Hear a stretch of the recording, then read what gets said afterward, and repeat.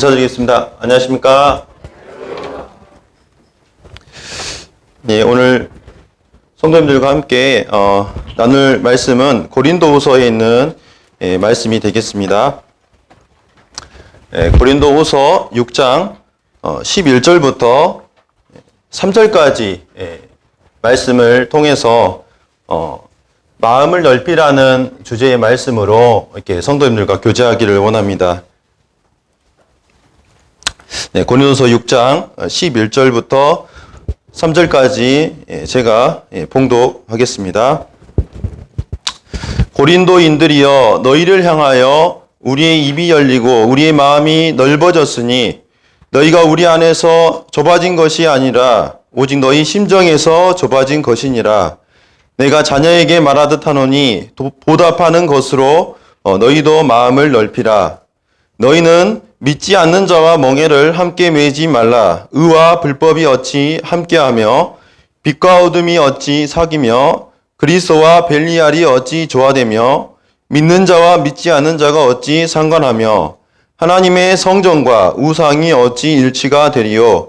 우리는 살아계신 하나님의 성전이라. 이와 같이 하나님께서 이르시되 내가 그들 가운데 거하며 두루 행하여 나는 그들의 하나님이 되고 그들은 나의 백성이 되리라.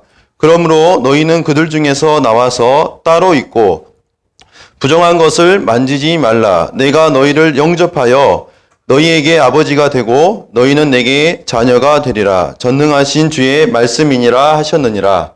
그런즉 사랑하는 자들아, 이 약속을 가진 우리는 하나님을 두려워하는 가운데서 거룩함을 온전히 이루어 육과 영의 온갖 더러운 것에서 자신을 깨끗하게 하자. 마음으로 우리를 영접하라. 우리는 아무에게도 불의를 행하지 않고 아무에게도 해롭게 하지 않고 아무에게서도 속여 빼앗은 일이 없노라. 내가 이 말을 하는 것은 너희를 정죄하려고 하는 것이 아니라 내가 이전에 말하였거니와 너희가 우리 마음에 있어 함께 죽고 함께 살게 하고자 함이라. 오늘 말씀을 시작하기에 앞서 관련된 그림책이 하나 있어서 그림책 이야기를 하나 들려드리고자 합니다. 제가 학교 현장에 있으면서 봤던 책인데요. 제목은 감기에 걸린 물고기라는 제목의 그림책입니다. 초등학생들도 이해할 수 있는 그런 그림책의 내용인데요. 바닷속에 물고기 떼가 살고 있었습니다.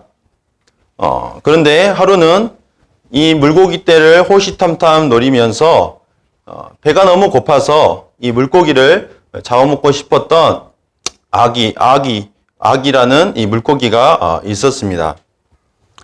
그런데 이 아기는 이 물고기를 먹고 싶었지만 물고기들은 너무나 이 결속력이 강해가지고 쉽게 접근하기가 어려웠습니다.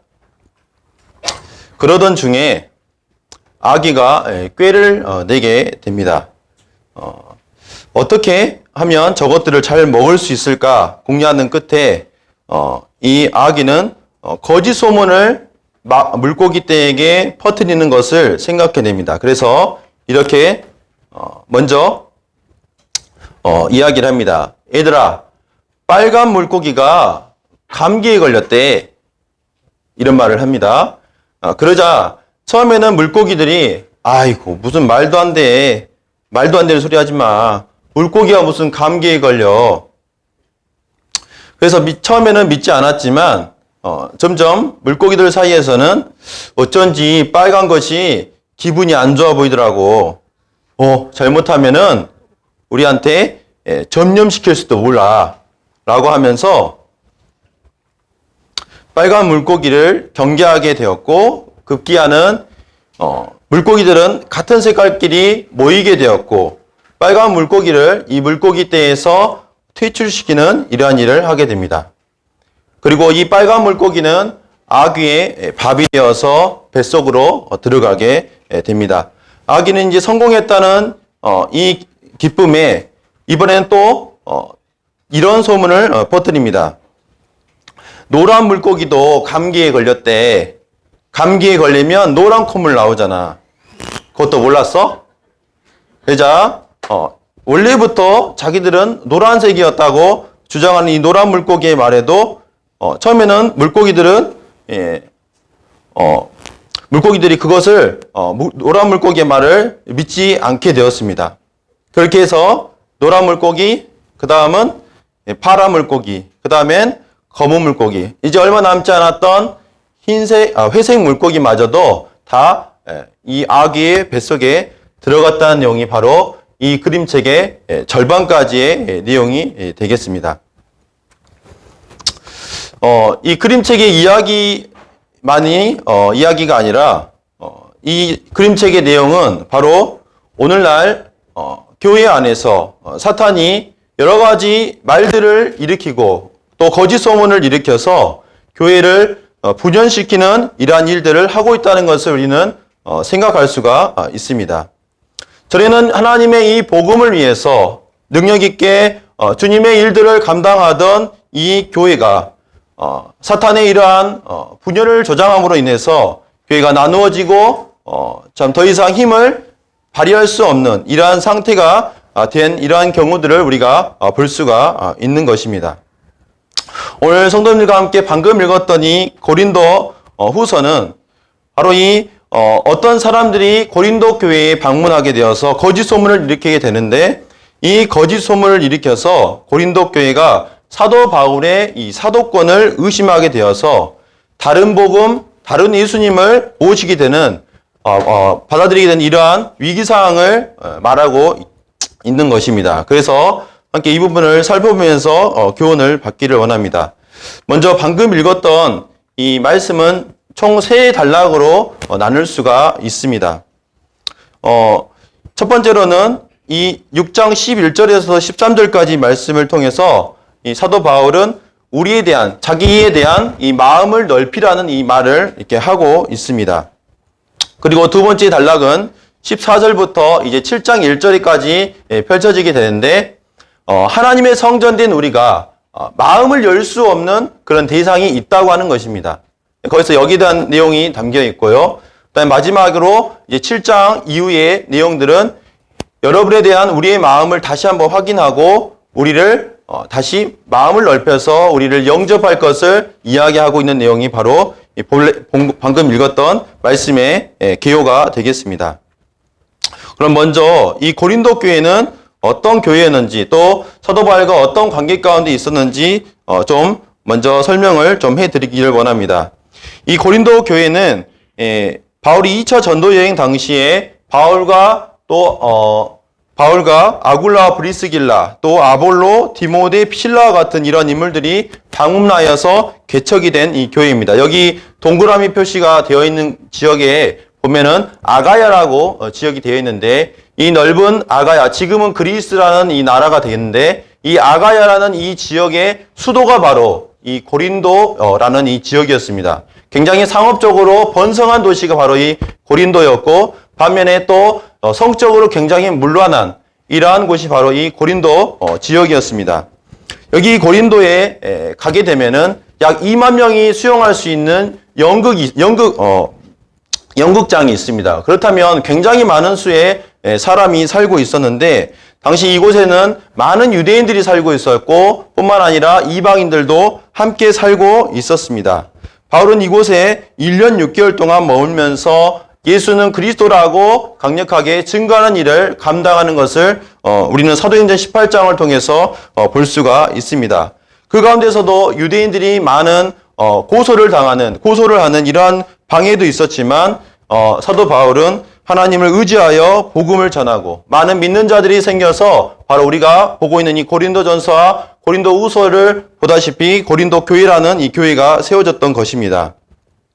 여기서 이제 로마서와 갈라디아서, 데살로니가 전후서를 기록했다고 성경학자들은 말하고 있습니다. 이때가 언제냐면 바로 AD 50년에서 51년입니다. 50년에서 51년. 이때 교회가 이렇게 형성되었고 바울이 사역을 했었던 것입니다. 그 후에 이 사도 바울은 안디옥으로 돌아가게 되고 다시 이제 제3차 전도 여행을 떠나게 됩니다. 그때 에베소라는 지역에 굉장히 긴 시간 동안 머무르게 되는데 여기에서 고린도 교회의 문제들을 듣게 되는데 이것을 바로잡고자 쓴 것이 바로 고린도 전서였습니다. 이 고린도 전서가 그래서 AD 55년경에 쓰여졌다라고 성경학자들은 말하고 있습니다. 그런데 이 고린도 전서를 읽어보면은 많은 이 문제들을 바로잡고자 사도 바울이 편지를 썼었는데 이 내용들에 대해서 과연 이 고린도 성도들이 어떻게 반응했는지 사도 바울은 궁금했습니다. 그래서 디도라는 동역자를 이 고린도 지역에 보내게 됩니다. 그래서 이 교회에 어떻게 하고 있는지 확인하고자 해서 이 디도를 보내게 되는데 여기는 범죄한 성도가 회개했다는 좋은 소식도 있었지만 반면에 고린도 교회 안에는 사도 바울에 대한 의심과 판단이 일어났다는 것을 듣게 됩니다. 문제는 이것이 사도 바울에 대한 개인적인 판단을 넘어서 고린도 전체에 심각한 이 복음에 대한 변질이 일어날 수 있는 조짐이 있었던 것입니다.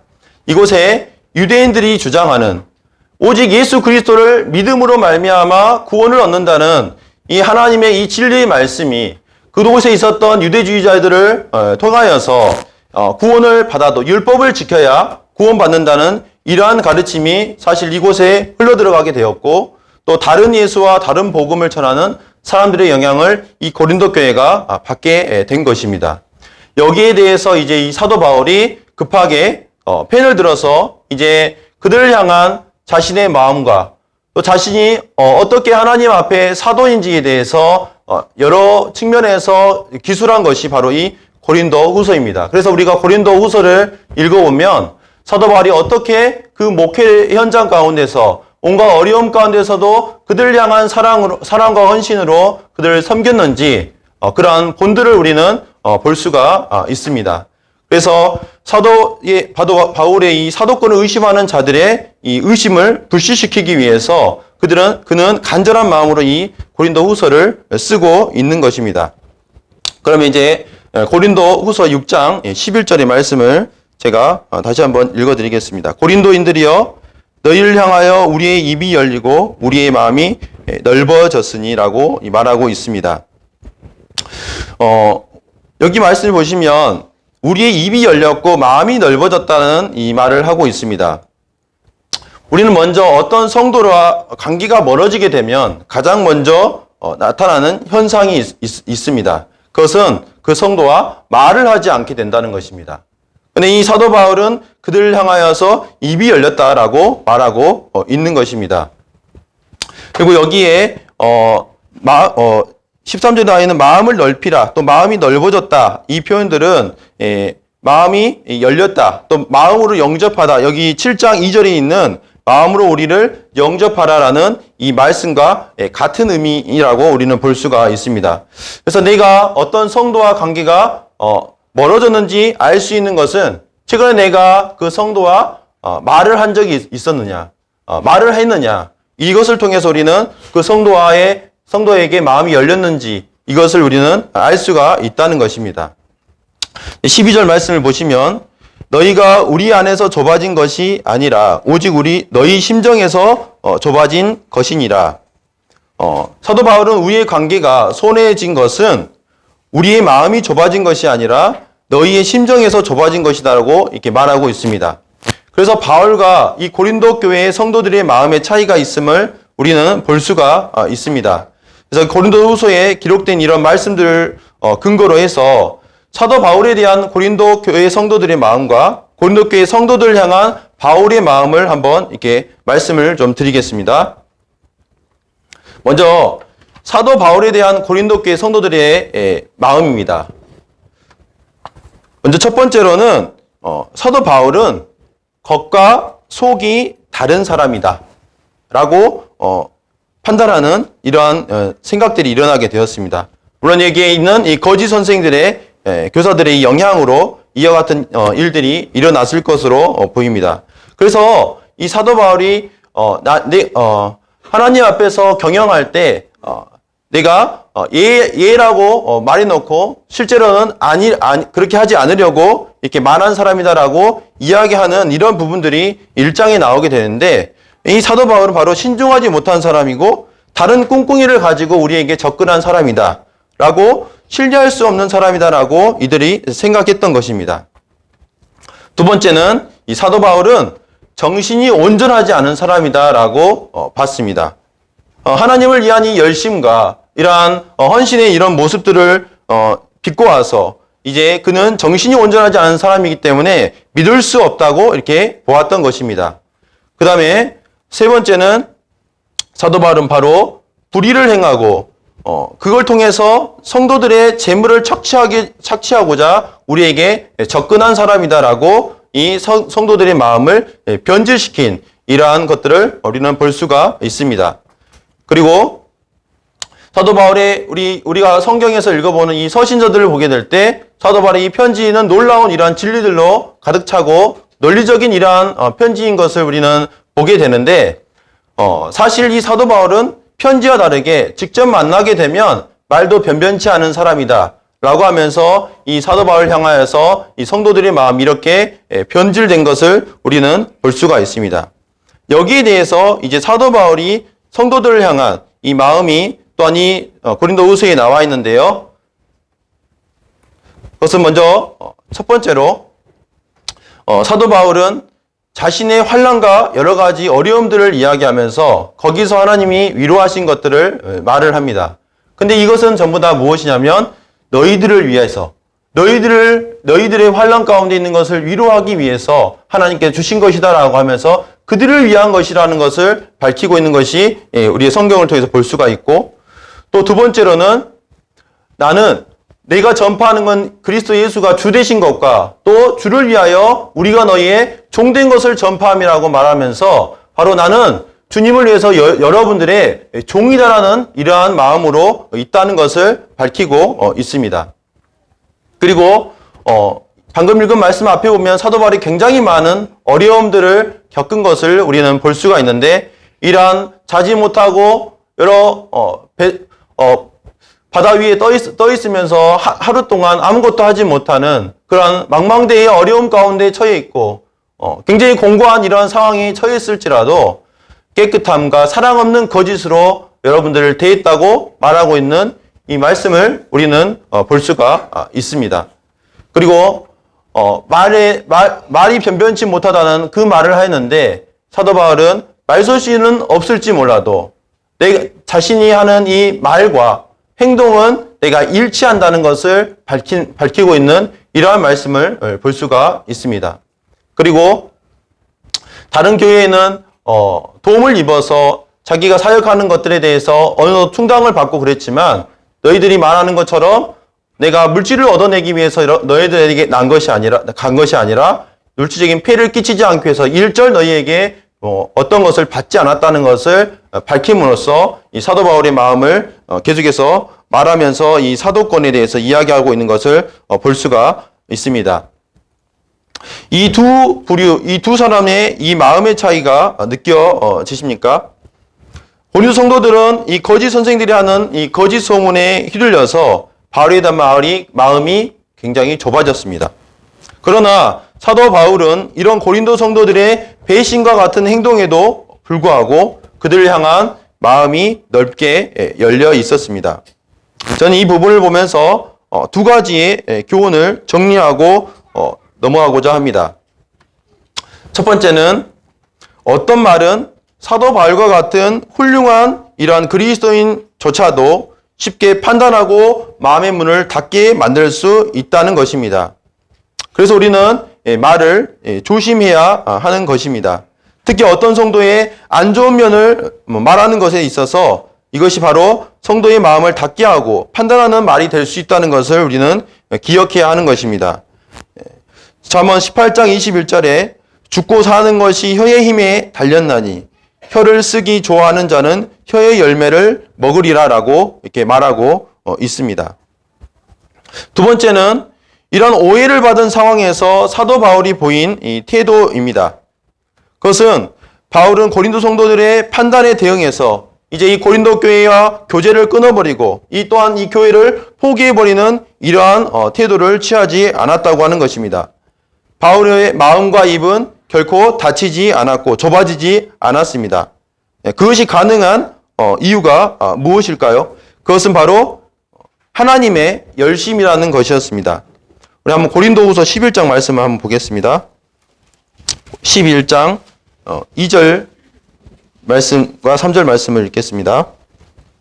내가 하나님의 열심으로 너희를 위하여 열심을 내노니 내가 너희를 정결한 처녀로 한 남편인 그리스도께 드리려고 중매함이로다. 그러나 나는 뱀이 그 관계로 하와를 미혹한 것 같이 너희 마음이 그리스도를 향하는 진실함과 깨끗함에서 떠나 부패할까 두려워하노라.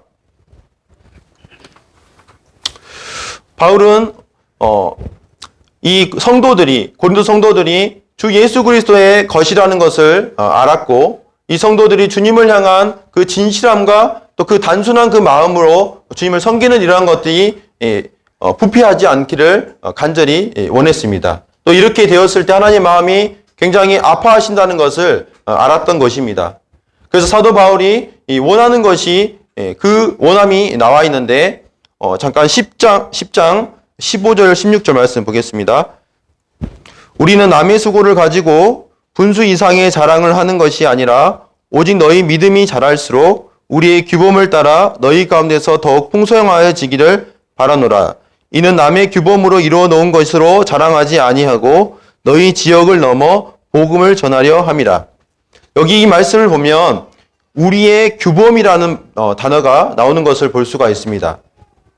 사도 바울은 하나님의 이 원하심을 따라서 한 가지 규범을 갖게 되었는데, 그것은 뭐냐면 바로 어느 지역을 가서 복음을 전하게 되었을 때 그곳에 교회가 세워지면 그곳에 성도들이 믿음이 자라게 되어서 이제 또 그 지역을 넘어서 다른 지역에 또 복음을 전하고자 하는, 그 지역이 든든히 서가게 되면서 그 지역을 넘어서 다른 지역에 또한 복음이 증거되는 이러한 일을 이 사도 바울은 항상 생각했습니다. 그래서 우리가 로마서를 읽어보면 이 로마 지역을 통해서 서머나로 가기를 바라는 이 바울의 이러한 모습들을 우리가 볼 수가 있는데, 바로 이 바울은 고린도 교회를 통해서 또 다른 지역의 하나님의 일들을, 또 복음을 전하는 일을 이루어가기를 원했던 것입니다.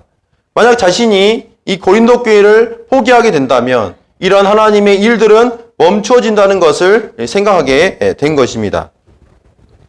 만약 제가 어떤 성도와 입을 닫아버리고 마음을 닫게 되는, 다시 말해서 관계가 중단되게 되는 이런 상황에 처하게 됐을 때 하나님은 더 이상 저와 그 성도와의 관계 가운데서 어떤 일을 이룰 수 없다고 하는 것입니다. 그래서 이 사도 바울은 고린도 성도들이 지금은 당장 오해를 하고 입을 닫아버렸지만 여기에 대해서 입을 다시 열게끔 그의 마음을 들려주면서 이 마음을 다시 회복하기를 원했던 것입니다. 새 생명이 탄생하는 곳은 바로 따뜻한 곳입니다. 따뜻한 곳에서 새로운 생명이 탄생할 수가 있습니다. 차가운 곳에서는 새로운 생명이 생겨나기 어렵다고 합니다. 바로 성도 간의 이 열려진 관계, 따뜻한 관계로 나아가게 됐을 때 우리 안에서 거듭나는 이러한 일들이 일어나게 되고 믿음이 성장하는 이러한 일들이 일어난다는 것을 우리는 기억을 해야 하는 것입니다. 그래서 이 바울은 마음과 입을 열어야 한다고 지금 권면하고 있는 것입니다. 하나님께서 우리 교회 안에 성도들 간의 이 관계 가운데 마음을 열고 마음이 넓어지기를 기도하게 됩니다. 다음으로 이제 14절부터 7장 1절까지의 이 말씀의 내용을 보겠습니다. 다음 달로 우리 넘어가기 전에 우리는 오늘 이 본문의 말씀에서 13절에 마음을 넓히라 라는 이 13절의 말씀 다시 한번 보실까요? 6장 13절 마지막에 보시면 내가 자녀에게 말하듯 하노니 보답하는 것으로 너희도 마음을 넓히라는 말씀이 있고 7장 2절에 첫 부분에 보면은 마음으로 우리를 영접하라는 이 말씀이 있는데 사실은 이 두 가지가 같은 의미입니다. 같은 의미의 말씀을 두고 있는데 이 둘 사이에 우리가 지금 너무나 잘 아는 말씀인 6장 14절 이하의 말씀이 나와 있다는 것입니다. 그것은 믿지 않는 자와 멍에를 매지 말라는 이 말씀이 바로 이 내용입니다. 믿는 성도 사이에 서로 마음을 열어야 하고 이것이 다치지 않도록 조심해야 한다는 말씀에 왜 이 사이에 믿지 않는 자와 멍에를 매서는 안 된다는 이 말씀이 들어있는가? 여기에 대해서 저는 굉장히 의아한 마음을 갖게 되었습니다. 여기에 대해서 저는 몇 가지 이렇게 분별들을 할 수 있다고 생각이 들고 또 거기에서 주님께서 주시는 교훈이 있다고 보았습니다. 그래서 이곳이 삽입된 이 이유에 대해서 첫 번째는 마음을 넓히라는 이 대상의 한계를 정해주기 위해서라고 생각이 들었습니다. 마음을 넓히라 하는 말씀이 단순히 불신자와 믿는 사람과 마음을 넓히는데 그럼 믿지 않는 이런 사람들과도 마음을 넓혀서 함께 해야 되는 것이냐? 그게 아니다라는 것을 한계를 지어주기 위해서 이 말씀을 넣었다고 볼 수 있다는 것입니다. 그래서 이 말씀을 생각하면은 여러분을 통해 믿는 성도와 마음을 열어 함께 해야지만 믿지 않는 자들과는 멍에를 매는 선택은 반드시 피해야 한다라는 이 말로 이렇게 구성할 수가 있는 것입니다. 두 번째는 아까 말씀드렸던 이 거짓 선생들이 이 교회 가운데 들어왔다는 것을 말씀드렸는데 이 고린도 교회 너희들의 안에 들어온 이 믿지 않는 자 거짓 선생들과 멍에를 매지 말라는 의미가 될 수 있다고 볼 수가 있습니다. 그래서 이들의 영향력으로 인해서 바울이 전했던 이 하나님의 진리의 이 복음이 옳게 증거되지 못하는 이러한 결과를 초래하기 때문에 거짓 선생들과 멍에를 매지 말라는 이런 의미로 이 내용이 들어갈 수 있다는 것입니다. 그 다음에 세 번째는 믿는 성도 간의 마음을 넓히는 부분하고 불신자와 멍에를 매는 것 사이에 관련이 있다는 것을 밝히기 위해서 이 내용이 들어갔다고 볼 수가 있다는 것입니다. 만약 우리가 불신자와 멍에를 매게 될 때 우리는 믿는 성도와의 관계는 소원해질 수밖에 없다는 것입니다. 불신자와 엮여 있을 때 우리는 성도와의 교제를 즐겁게 누리기가 어렵다는 것입니다. 그래서 성도 간의 마음을 넓히는 부분에 불신자와 멍에를 맺는 것은 반드시 피해야 한다는 것입니다. 이것을 말하기 위해서 사도 바울은 몇 가지 질문을 하게 됩니다. 의와 불법이 어찌 함께 할 수 있느냐? 빛과 어둠이 어찌 사귈 수 있느냐? 그리스도와 벨리알이 어떻게 조화가 될 수 있느냐? 먼저 이 의와 불법이 어떻게 함께 할 수 있느냐? 이것은 법을 두고 하나님의 이 말씀을 두고 이것을 지키는지 안 지키는지에 대해서 일치할 수가 없다고 하는 것입니다. 그 다음에 두 번째, 빛과 어둠이 어찌 사귀느냐? 이 빛과 어둠은 정반대에 있는 것입니다. 그래서 섞일 수 없는 정반대의 것이다. 그 다음 그리스도와 벨리알, 그리스도, 그 다음에 벨리알은 이 불량자라는 뜻으로서 이 사탄의 별명이라고 합니다. 그래서 이 그리스도와 사탄이라고 이렇게 생각할 수 있는데 그것은 바로 우리의 주인이 바로 그리스도도 될 수 있고 사탄도 될 수 있다는 것이 불가능하다는 것입니다. 그래서 이 믿는 성도와 믿지 않는 사람들 사이에는 전혀 아무런 공통된 요소가 없다는 것을 이 사도 바울이 언급하고 있는 것입니다.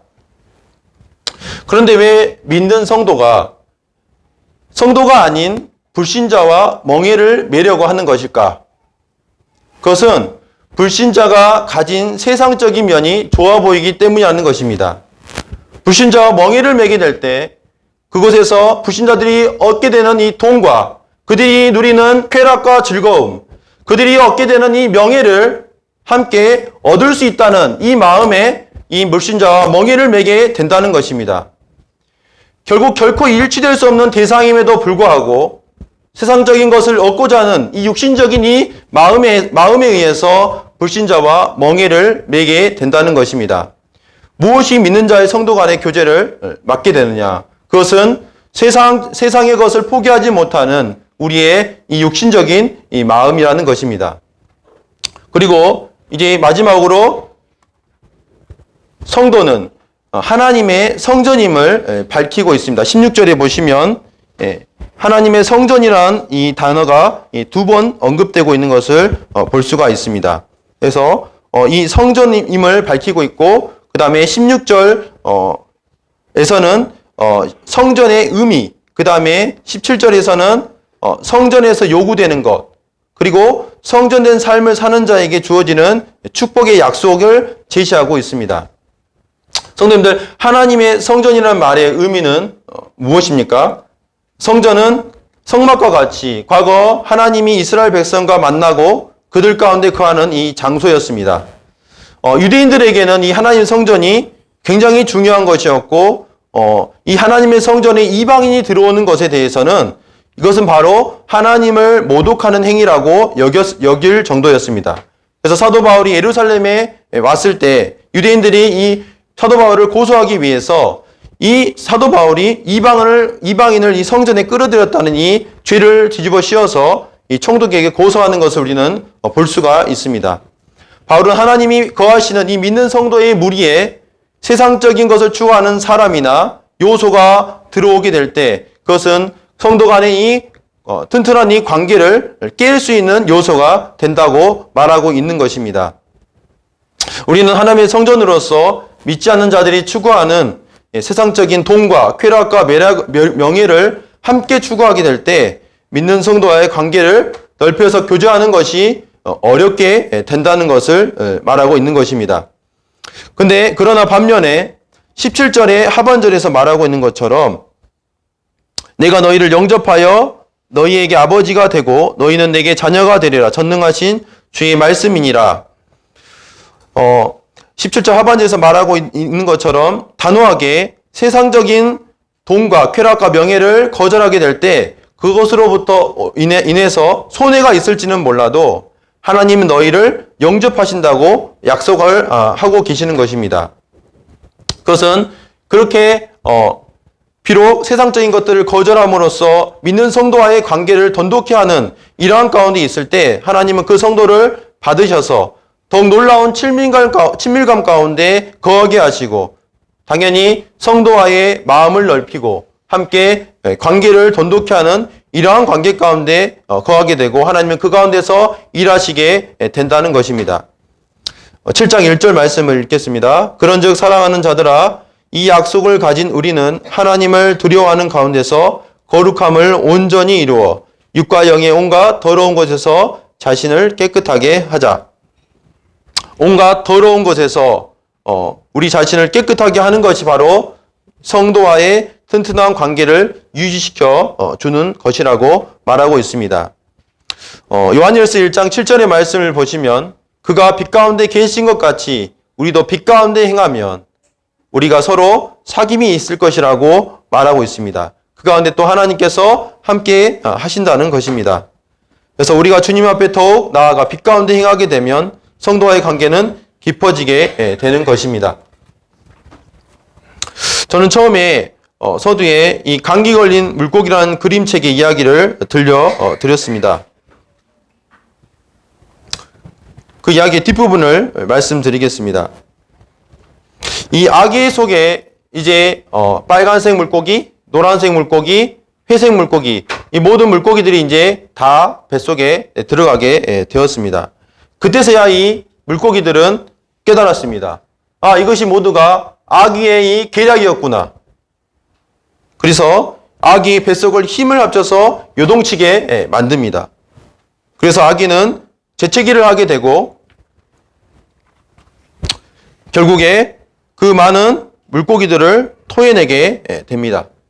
그리고 다시 이 여러 가지 색깔의 이 물고기들은 하나의 거대한 물고기 떼를 이루어서 이제 이 아기를 몰아내게 되는 이러한 모습을 볼 수가 있습니다.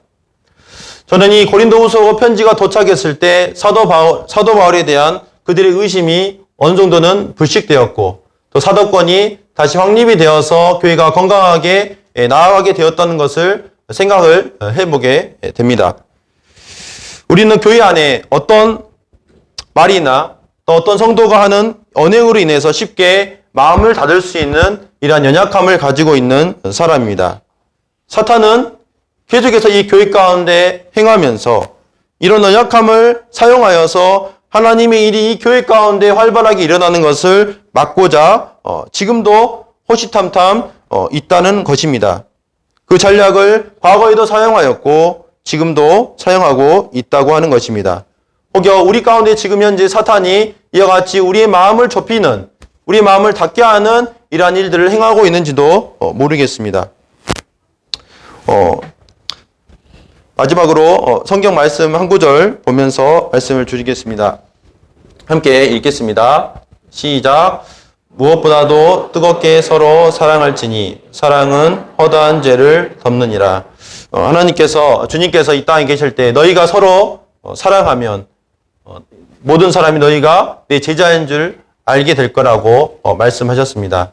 우리의 마음이 또 어떤 성도와의 관계 가운데에서 닫아져 있지는 않은지, 하나님은 그 열려진 이러한 관계 가운데 있을 때 우리는 그 가운데서 하나님이 일하시고 역사할 수 있다는 것입니다. 우리들의 관계가 돈독해져서 사랑으로 충만한 교회가 되기를 기도하게 됩니다. 네, 평안한 한 주 되시기 바랍니다.